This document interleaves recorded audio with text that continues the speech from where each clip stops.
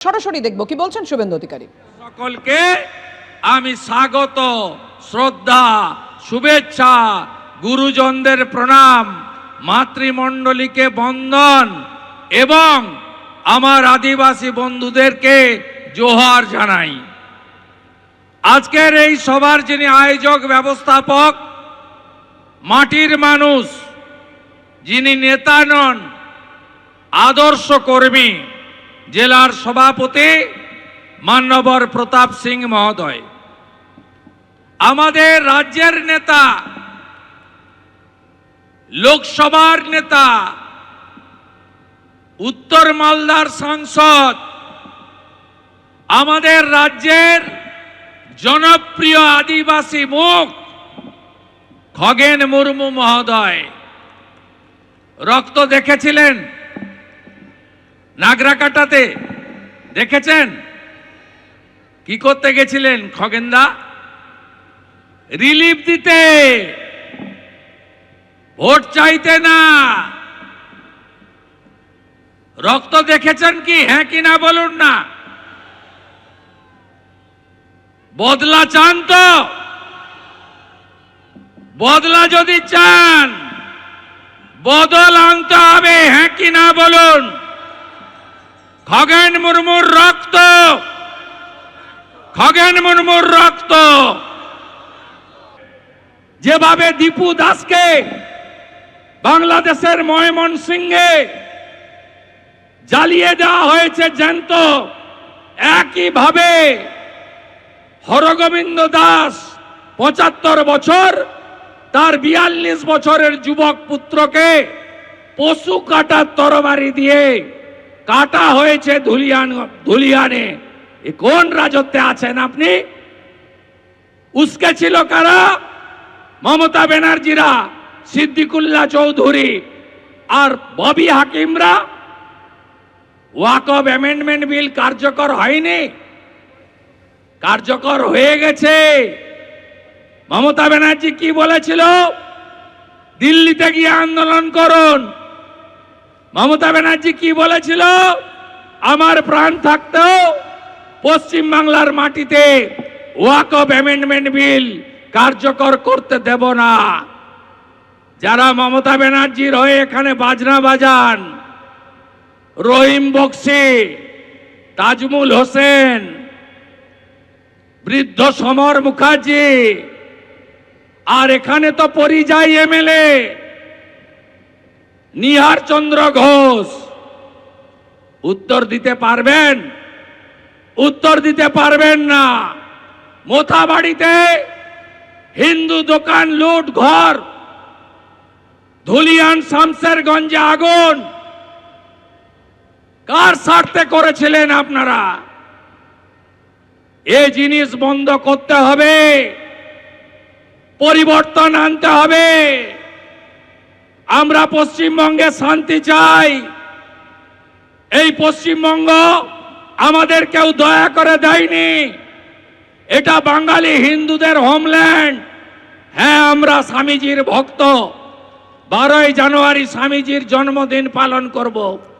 স্বামীজি আমাদের শিখিয়েছেন নিজ ধর্মে আস্থা রাখো, অপর ধর্মকে শ্রদ্ধা করো, কিন্তু আপনারা অতীতটা ভুলে যাবেন না।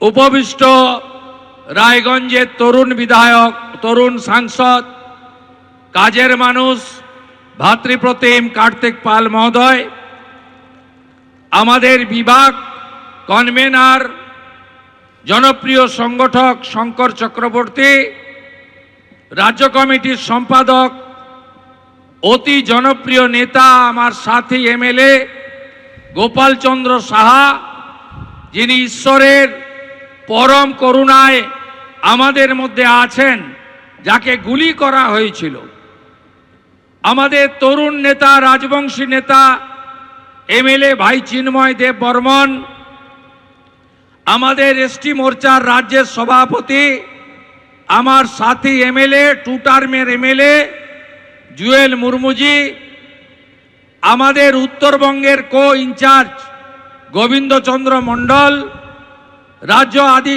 ওবিসি মোর্চার সভাপতি প্রবীণ নেতা অজিত দাস, আমাদের অন্যতম জেলা নেতৃত্ব কৃষ্ণা সরকার, শ্রীমতী বীণা কীর্তনিয়া, শ্রী অভিষেক সিংহানিয়া, শ্রী স্নেহাংশু ভট্টাচ, শ্রী রতন দাস, শ্রী অভিষেক মিশ্র, শ্রী নির্মলচন্দ্র মণ্ডল, শ্রীমতী অনিন্দিতা প্রামাণিক, শ্রী রূপেশ আগরওয়ালা, শ্রী শ্যামচাঁদ ঘোষ, শ্রী শিবেন্দু শেখর রায়, শ্রী উজ্জ্বল দত্ত, শ্রী সুভাষ কৃষ্ণ গোস্বামী এবং অজয় দাস সম্ভবত আসেননি, তিনি আমাকে মালদায় স্বাগত করে ওখানে অপেক্ষা করছেন। এবং বিশেষ করে আমার অতি প্রিয় ভাতৃসম মণ্ডল প্রেসিডেন্টরা, আমি প্রত্যেককে ধন্যবাদ জানাই। আপনারা জানেন কি করেছেন? এই এসডিওর নামটা লেখা থাকলো, সরকার হওয়ার পরে আপনার সঙ্গে দেখা হবে আমাদের। প্রথমে হাইকোর্টে আমরা গেলাম, হাইকোর্ট বলল 26 তারিখের মধ্যে জানিয়ে দাও করতে দিবে হ্যাঁ কি না।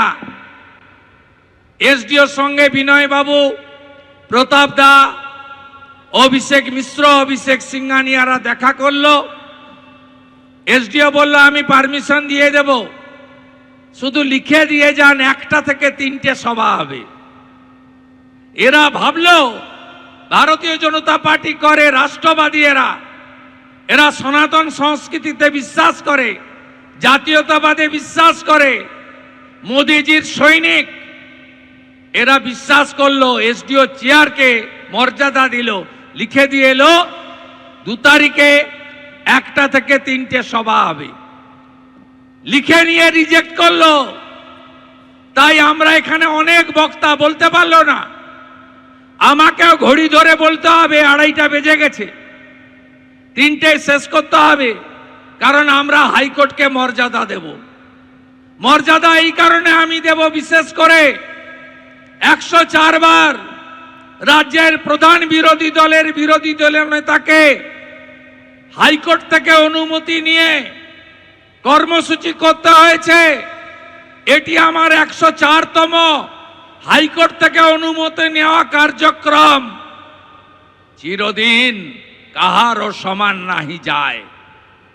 এপ্রিল মাসের পরে তৃণমূল বিরোধী দলে যাবে, সেই দিন হিসাব হবে।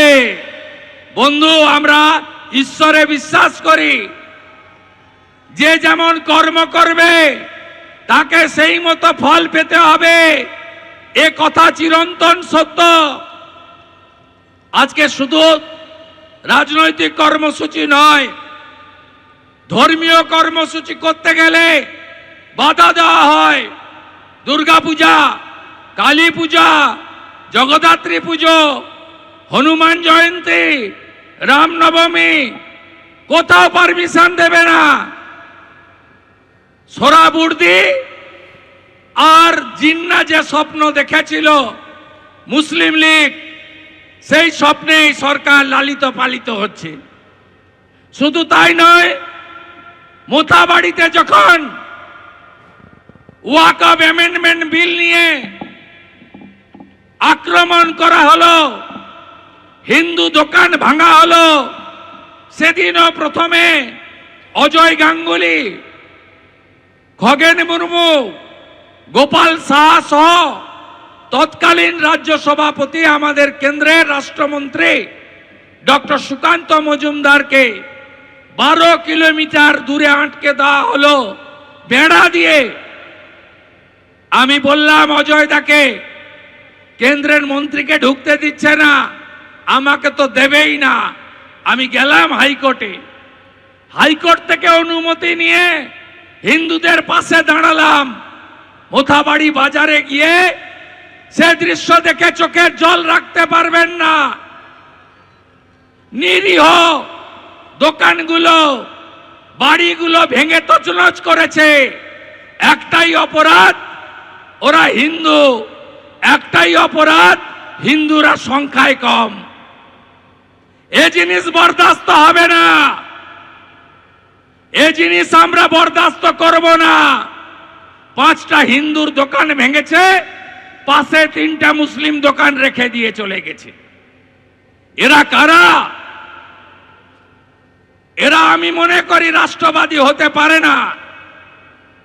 ঠিক তারপরে একইভাবে ধুলিয়ান শামসেরগঞ্জে আমাকে ঢুকতে দেওয়া হয়নি, হাইকোর্ট করে গেছি। বেদবনা সহ 10টা হিন্দু গ্রাম, নুন রাখার বাটিটা পর্যন্ত নেই, মাত্র 16% হিন্দু থাকে। এ কোন রাজ্যে আপনি আছেন? কোন রাজ্যে আপনি বসবাস করছেন? এবিপি আনন্দ, এগিয়ে থাকে, এগিয়ে রাখে।